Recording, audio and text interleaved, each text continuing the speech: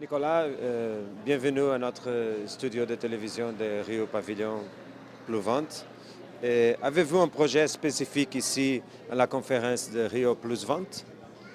On n'a pas de projet spécifique en tant qu'organisation internationale de la francophonie. Notre mandat est vraiment d'appuyer les pays membres de notre organisation. Donc, notre organisation compte plus de 56 pays et États, gouvernements membres et 19 observateurs de toutes les régions du monde, que ce soit l'Afrique, Asie-Pacifique, l'Europe, l'Amérique du Nord, les Caraïbes. Et donc, chacun a sa position ici à Rio Plus 20, que ce soit pour cette conférence ou les conférences des changements climatiques, par exemple, c'est la même chose.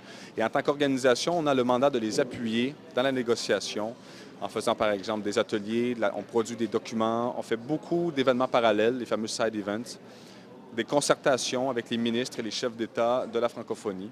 Et donc, c'est d'appuyer ces États-là dans le processus de négociation pour arriver éventuellement donc, à un accord global. Quels sont vos objectifs ici?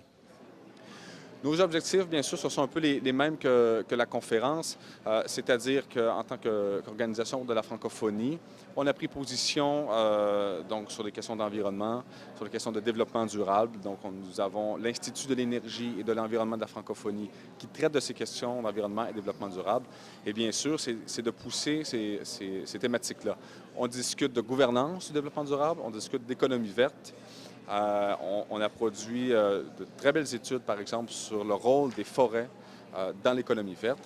Alors, ce qu'on essaie de faire, ce qu'on essaie de sortir, c'est vraiment d'avoir un accord qui soit fort, qui va nous donner, donc, à la fois à notre organisation et au pays, donc, les moyens, les ressources nécessaires pour faire vraiment cette transition vers l'économie verte, vers le développement durable, et donc encore d'avoir les moyens d'y arriver, quoi. Quel est le message que vous voulez passer ici à la conférence? Je pense qu'il y a un message global qu'il faut retenir. Ça s'appelle Rio Plus 20. Ça fait 20 ans déjà qu'on a entamé les négociations sur le développement durable depuis 1992. Il y a beaucoup de paroles, beaucoup de messages, très peu d'actions. Donc je pense que le moment maintenant, c'est de passer à l'action. Rio Plus 20, c'est aussi dans 20 ans. Alors il faut se poser la question, dans 20 ans, où on va en être? Je pense que depuis 1992, les gens ont pris conscience de l'importance du développement durable. Déjà, les impacts du changement climatique se font sentir. On se regarde tous aujourd'hui, on se dit c'est vrai que depuis 20 ans, on n'a pas beaucoup avancé. Maintenant, il faut agir. Et je pense que s'il y a un message qu'il faut retenir de cette conférence, c'est d'agir.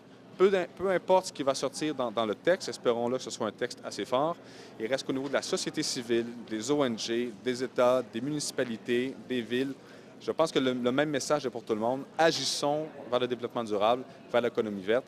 Même si on n'a pas d'accord contraignant ou très, très fort, chacun peut déjà avancer un peu vers le développement durable. Et c'est ce qu'il faut retenir, vraiment de passer à l'action.